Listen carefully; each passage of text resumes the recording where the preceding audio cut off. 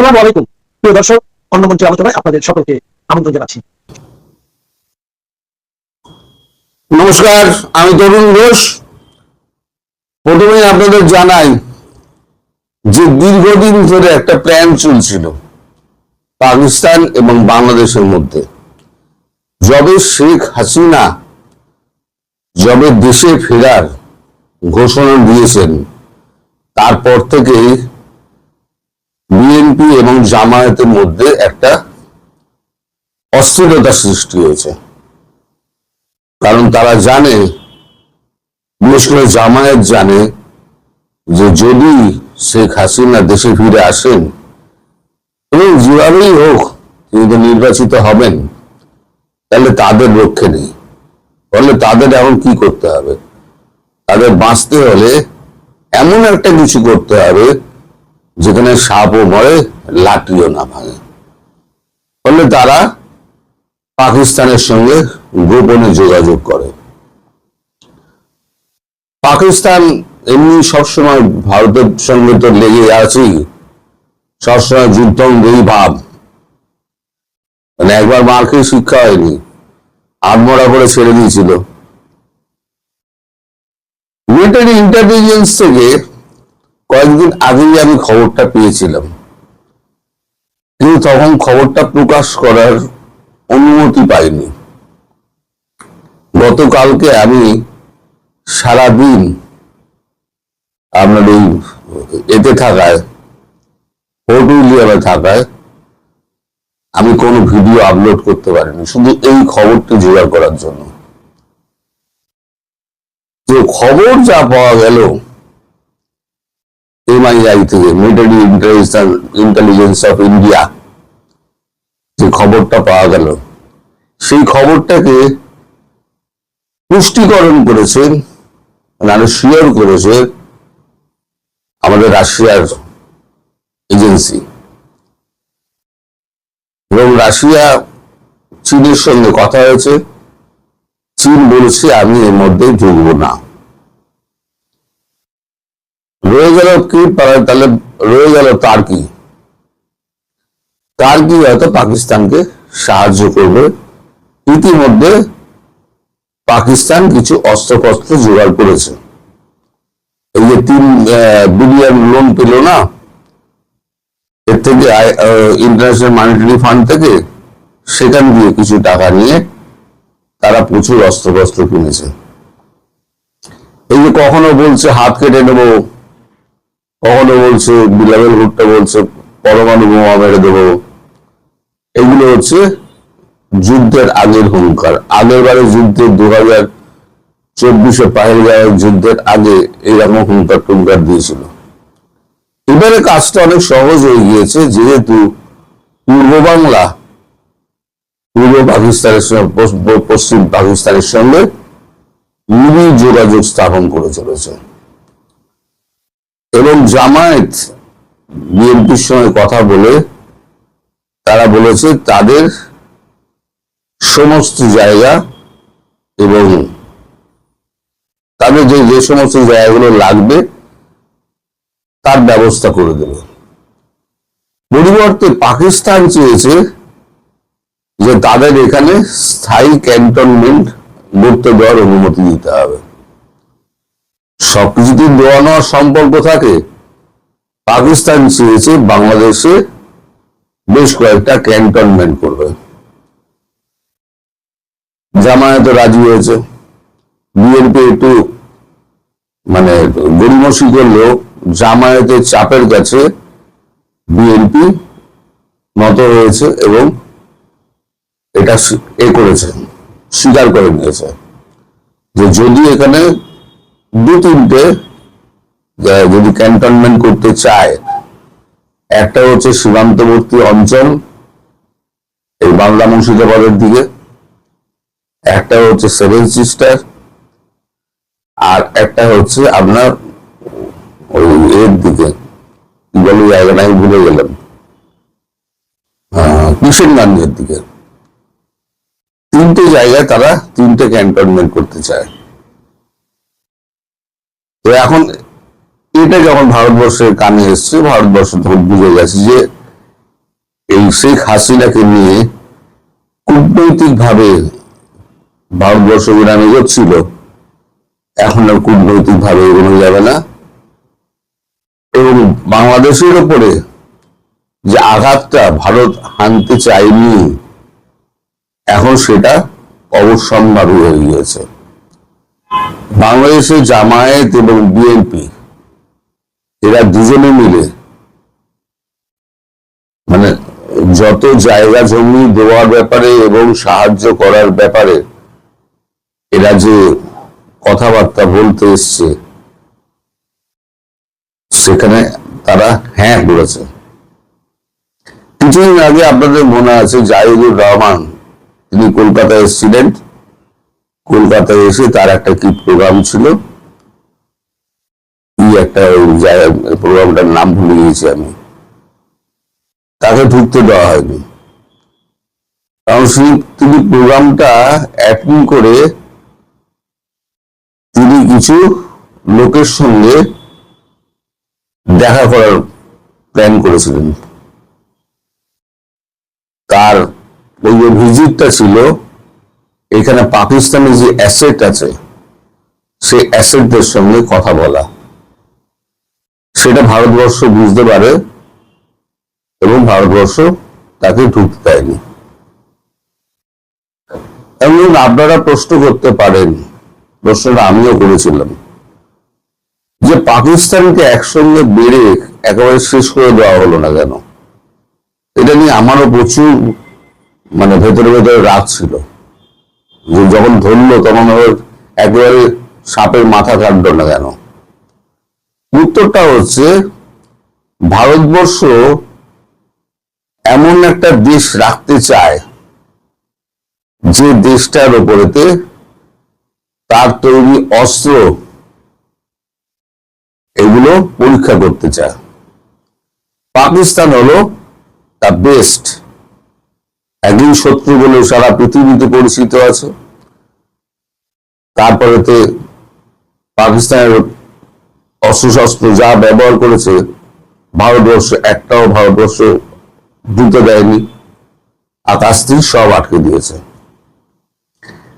এখন এবার আবার নতুন কিছু অস্ত্রশস্ত্র আবার তৈরি হয়েছে, যেগুলো এই গত 2 বছরের মধ্যে যেগুলো লাস্টে যে ছিল সেগুলো শেষ হয়ে এসছে, সেগুলো এখন পরীক্ষার প্রয়োজন হয়ে গেছে। তা পরীক্ষা করতে গেলে একটা প্রচন্ড রকম যুদ্ধ চাই। সেই যুদ্ধে কয়েক বিলিয়ন হয়তো খরচা হবে, কিন্তু ভারতের অস্ত্র বিক্রি মার্কেট অপারেশন সিঁদুর 1 এর পর যেভাবে বেড়েছে 6% থেকে 56%, এখন তো সবাই তো আপনার ব্রহ্মোস চাইছে, পিনাকা চাইছে। আর একবার যদি ইউএই মিনাকা ব্রহ্মোস নিয়ে নেয়, তাহলে দেখবেন সব কিন্তু আপনার ওই ওআইসি দেশগুলো সব কিন্তু ভারতবর্ষের অস্ত্র কিনবে, আর এদের প্রচুর টাকা, আর ভারতবর্ষ প্রচুর বানিয়ে রেখে দিয়েছে, চাইলেই দিয়ে দিতে পারবে। তো অস্ত্রের ভান্ডার যেমন সমৃদ্ধ হচ্ছে, তেমনি অস্ত্র ব্যবসা যেটা আমেরিকা করে থাকে, যে অস্ত্র বিক্রি করো, সেটাও করে যাচ্ছে। এদিকে ইসরায়েল করেছে কি, ইসরায়েল ব্রহ্মোস চেয়েছে, কিন্তু ভারত তো ব্রহ্মোস দিতে পারবে না,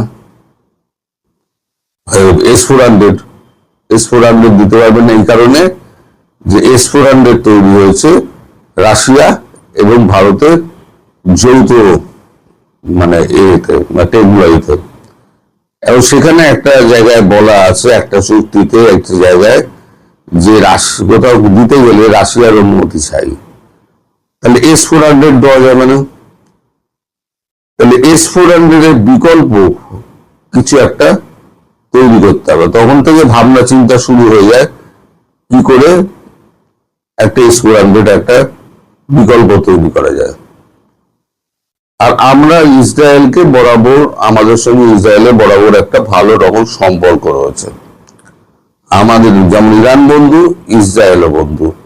ফলে ইসরায়েলকে যদি আমরা সরাসরি অস্ত্র সাপ্লাই করি, তাহলে ইরান বলবে আপনি তো সাপ্লাই করছেন। উল্টো কি করা হয়েছে, এখানে প্ল্যান করা হয়েছে যে ইসরায়েল এখানে টেকনোলজি দেবে, ভারতবর্ষ অস্ত্র তৈরি করবে, একটা জয়েন্ট ভেঞ্চার হবে। যে জয়েন্ট ভেঞ্চার হয়, সেই জয়েন্ট ভেঞ্চার একটা অংশ তাহলে ইসরায়েল পাবে। তখন তো ইরান বলতে পারবে না আমার ওই কোম্পানিতে জয়েন্ট ভেঞ্চার আছে, ওখান থেকে আমি আমার অংশের অস্ত্র নিয়েছি, তাহলে পরে কিছু বলতে পারবে না। এখন সেইটা করে এখন নতুন টেকনোলজিতে আবার অস্ত্র তৈরি করার একটা কারখানা হচ্ছে, সেটা হচ্ছে গুরুগ্রামে, আমাদের নয়ডার গুরুগ্রামে। উত্তরপ্রদেশের মধ্যে পড়ে, কিন্তু এনসিআর এর মধ্যে, দিল্লি এনসিআর এর মধ্যে আছে। বিভিন্ন ধরনের ঘটনা ঘটছে। এই যে 12টা ওভারহেড লাগানো হলো সাবমেরিন এবং এতে বিভিন্ন যুদ্ধ জাহাজে, এখন ভারতবর্ষে কি আছে, ভারতবর্ষে আকাশ, জলপথ, জলের নিচে এবং মাটির উপরে চারদিকে সুরক্ষিত। এবং শেষ খবর যেটা আমি পেলাম, পুরো ভারতবর্ষে আকাশ তীর দিয়ে মুড়ে দেওয়া হয়েছে। গত সপ্তাহের মধ্যে কাজ শেষ হয়ে গেছে। কারণ পাকিস্তান যে কোনো মুহূর্তে অ্যাটাকটা করবে, এবং সেক্ষেত্রে পূর্ব এবং পশ্চিম দুটো জায়গা থেকে অ্যাটাকটা হবে। আশা করা মানে মনে করছে ভারতবর্ষ পূর্ব ও পশ্চিম একসঙ্গে অ্যাটাক করবে। কারণ ওরা বরাবরই বলে আসছে আমরা পূর্ব দিক দিয়ে অ্যাটাক করবো, কারণ পূর্ব দিক দিয়ে অ্যাটাক করলে পরে খুব সহজ অ্যাটাক করা। যার জন্য আমি এসএসবির কথা বলেছিলাম না, 4 ব্যাটালিয়ন গেছিল, তার মধ্যে 2 ব্যাটালিয়ন এসএসবি আছে। এসএসবি কে তখন ওই কারণে পাঠানো হয়েছিল, তখন আমি কারণ জানতাম না, শুধু পাঠানো হয়েছে এইটুকু বলেছিলাম। এখন কারণটা জানতে পারলাম, যেটা হচ্ছে এই কারণ, যে কোনো মুহূর্তে হয়তো অ্যাটাক হতে পারে। আর পাকিস্তান আক্রমণ করছে এই কারণে, পাকিস্তানের ভেতরে এত অস্থিরতা, মানুষ পাগল হয়ে গিয়েছে। এখন একটা যুদ্ধের বড় পরিস্থিতি যদি তৈরি হয়, সব মানুষকে তাহলে দেশাত্মবোধের খাতিরে এক করে নেওয়া যাবে এবং নজরটা ঘুরিয়ে দেওয়া যাবে। ঠিক এখানেও বাংলাদেশেও তাই। দ্রব্যমূল্য থেকে আরম্ভ করে বিদ্যুতের জ্বালানি আপনার দাম আকাশ ছোঁয়া হয়ে গিয়েছে। সাধারণ মানুষের মানে খাওয়ার মানে ক্রয় ক্ষমতার বাইরে চলে গিয়েছে। তাহলে এখানেও একটা যুদ্ধ পরিস্থিতি যদি তৈরি হয়, তাহলে নজর ঘুরে যাবে। ওখানেও একটা যুদ্ধ পরিস্থিতি তৈরি হলে পাবলিকের নজর ঘুরে যাবে। ফলে দুইজনের যে লক্ষ্য, সেই লক্ষ্য পূরণের একটাই পথ, সেটা হলো যুদ্ধ। ভারতবর্ষের সঙ্গে 2 ফ্রন্ট দিয়ে যুদ্ধ করো। ভারতবর্ষ তৈরি হয়ে আছে, এইবার যখন মার খাবে, ভারত তো চাইনি, কেউ দোষ দিতে পারবে না ভারতবর্ষকে। ভারতবর্ষ কিন্তু চাইনি। এই ব্যাপারে মার্কো রুবিও এসছিলেন কথা বলতে। মার্কো রুবিও পরিষ্কার বলে দেওয়া হয়েছিল, আমি তখন বলেওছিলাম যে আপনাদের সাহায্য লাগবে না, আমরা আমাদের মতো কাজ করে নেব। এবার তার্কিকে আটকানোর জন্য গ্রিসকে লাগিয়ে দেওয়া হয়েছে, আর্মেনিয়াকে লাগিয়ে দেওয়া হয়েছে, যাতে তার্কি সাহায্য না করতে পারে। এবং সোমবার দিন যে যুদ্ধ আরম্ভ হয়, তাহলে শনিবার থেকে মানে গত শনিবার থেকে ধরুন 4 তারিখে যুদ্ধ শুরু হবে। খবর তো সবাই রাখে, তাহলে 2 তারিখ থেকে গ্রিস এবং আর্মেনিয়া দুজনই তার্কিকে অ্যাটাক করবে। তার জন্য প্রয়োজনীয় অস্ত্রশস্ত্র সব ভারত দিয়ে রেখে দিয়েছে। আচ্ছা, ওদিকে আজারবাইজানের সঙ্গে বন্ধুত্ব আছে, আজারবাইজান যোগ দিলে আজারবাইজানও মার খাবে। তো সব মিলিয়ে এখন কঠিন পরিস্থিতি।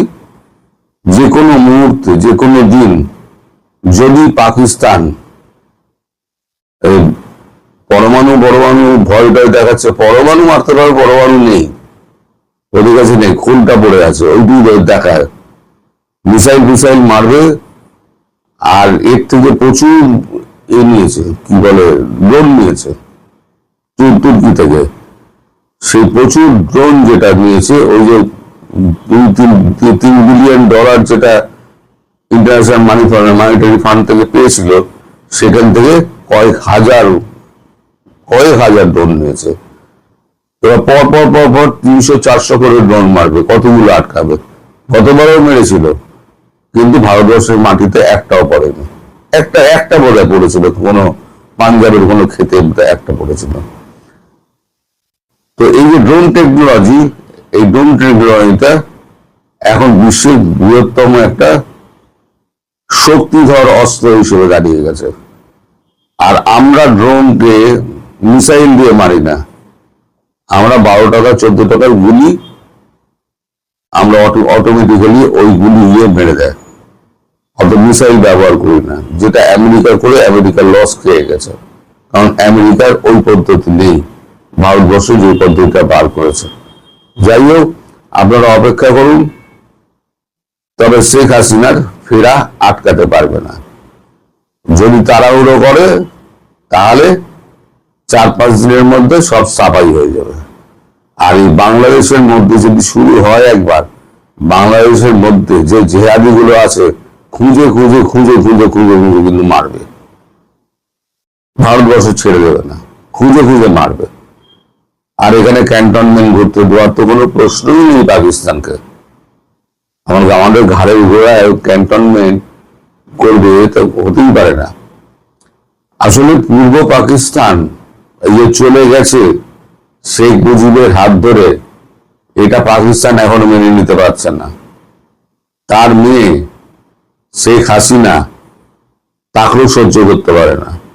সে গদিতে বসে আবার পাকিস্তানের সঙ্গে করবে, ঝগড়া করবে, পাকিস্তানকে সাহায্য করবে না, এটা পাকিস্তান মেনে নিতে পারে না।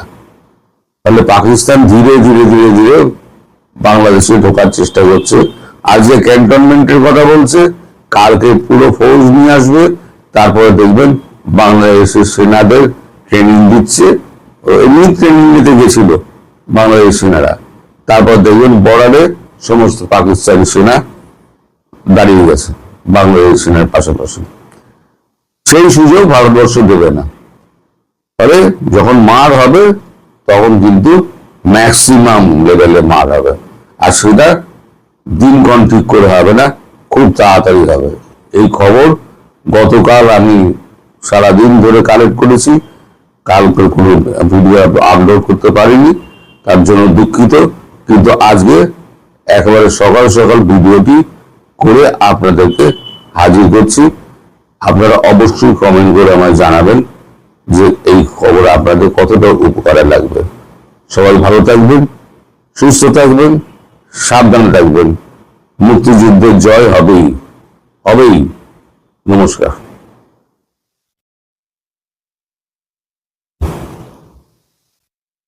নমস্কার, আমি তরুণ ঘোষ।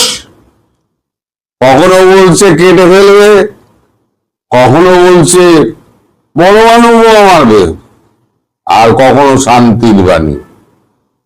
হ্যাঁ, ভাবতে পারছেন পাকিস্তান, আমরা এমন একটা রাষ্ট্র নিয়ে পাশে বাস করছি, তারা কখন কি বলছে বোঝা মুশকিল। একেবারে সব শুকিয়ে গেছে,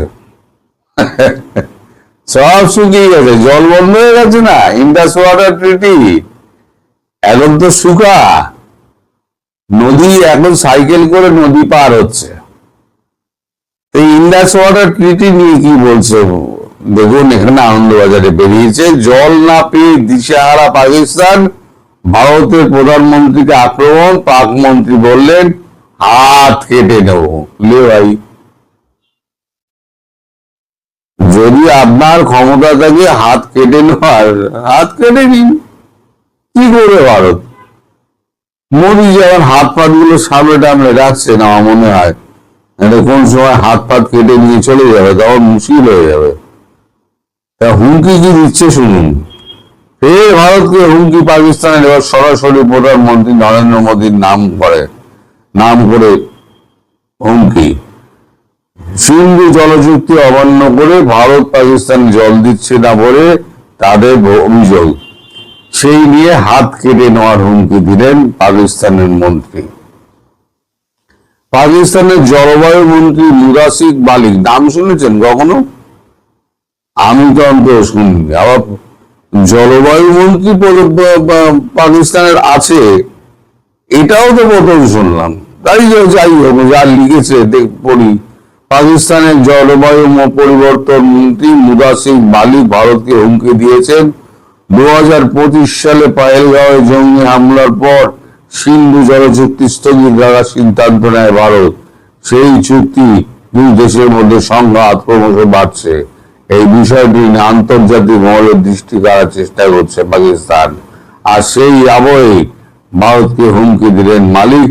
দেশের তথ্যমন্ত্রী আতাউল্লাহ তারার নিয়ে একটি যৌথ সাংবাদিক সম্মেলন করেন তিনি। সেখানে তিনি দাবি করেন ভারত জলের উপর নিয়ন্ত্রণ কায়েম করার চেষ্টা করছে।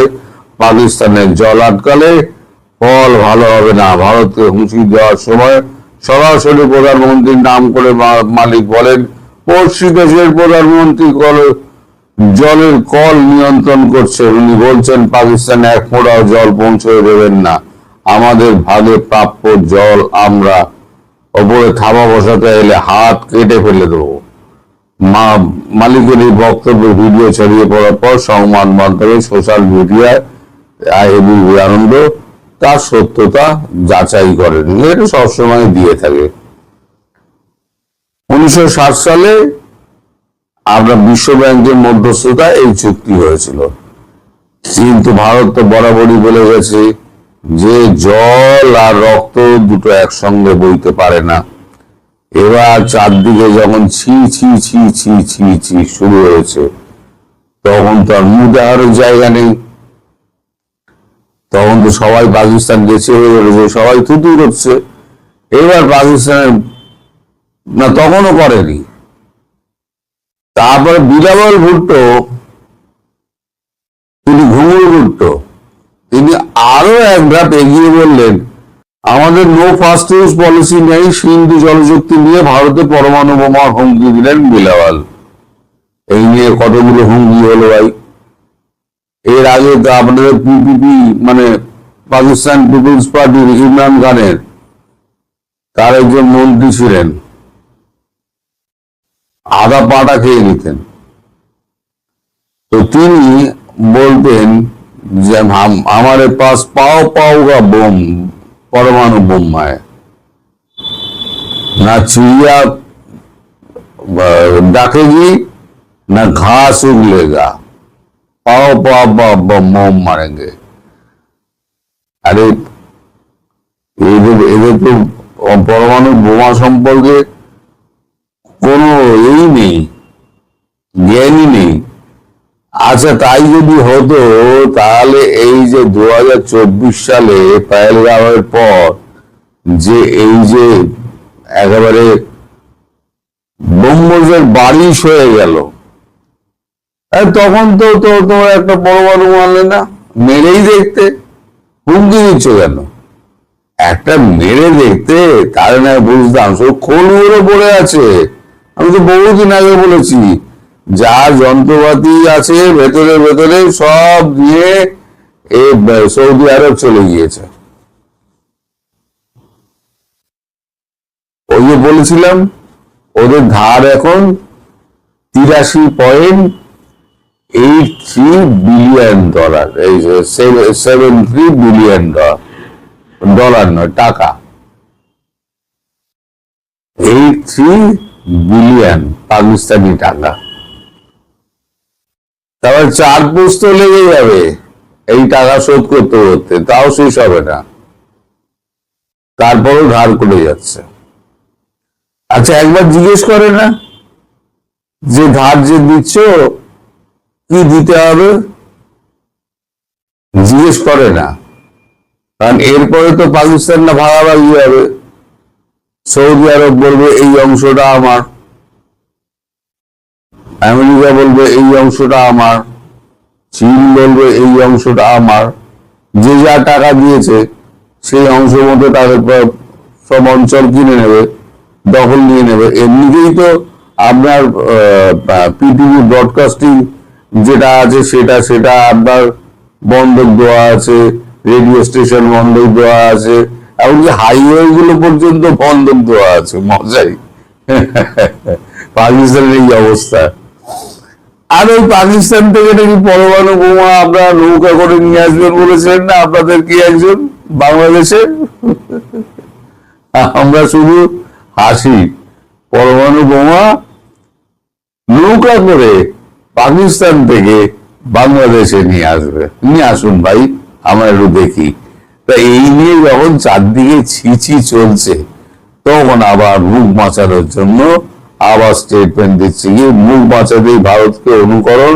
এবার বিশ্বমঞ্চে শান্তি বার্তা পাকিস্তানের দূত বিলাওয়াল।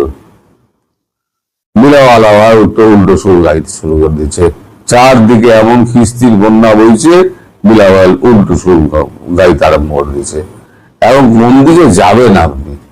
ডায়ে যাবেন না বাঁয়ে যাবেন? আমার বাঁ দিকে এক পড়ছি আর ডান দিকে এক পড়ছি। বড়ে মিয়া তো বড়ে মিয়া, ছোটে মিয়া সুবহান আল্লাহ।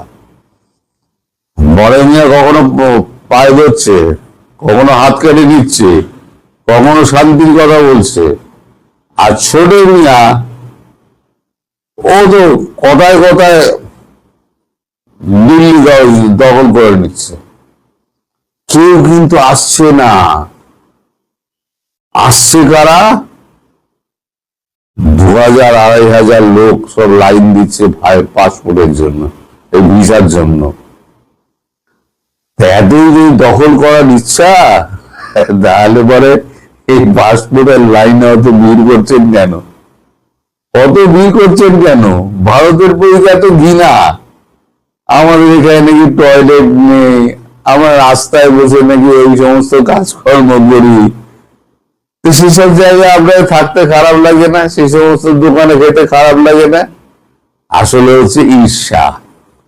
পাকিস্তানের যে ঈর্ষাটা, পাকিস্তানেরই তো বংশজ,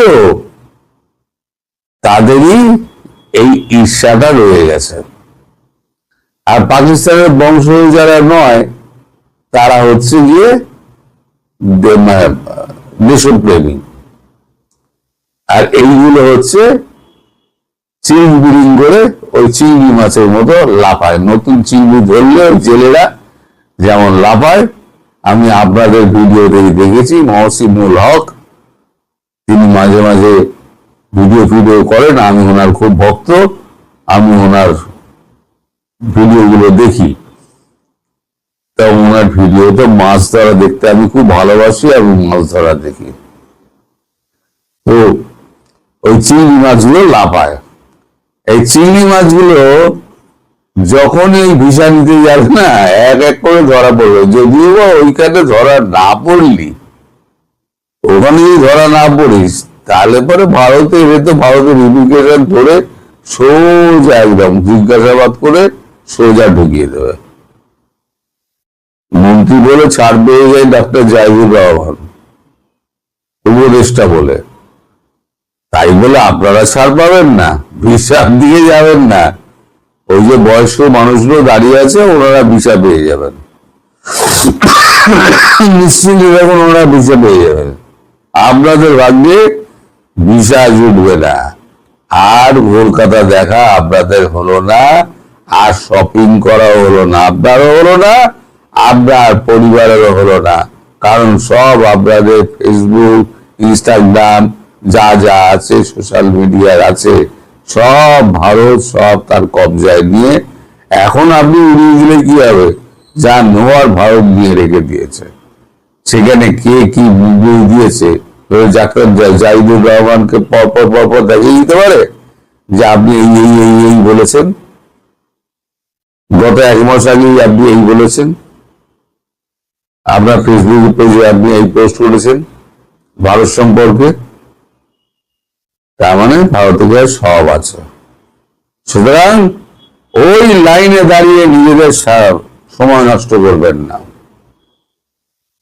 বড়মিয়ার দেশে যান, ওখান থেকে দুবাই হয়ে আপনারা বেরিয়ে যাবেন। দিল্লি নামার চেষ্টা করবেন না। কলকাতায় তো আপনাদের নো এন্ট্রি, একদম কাটাকাটি। সবাই ভালো থাকবেন, সুস্থ থাকবেন, সাবধানে থাকবেন, সবাই ভালো থাকবেন। ধন্যবাদ।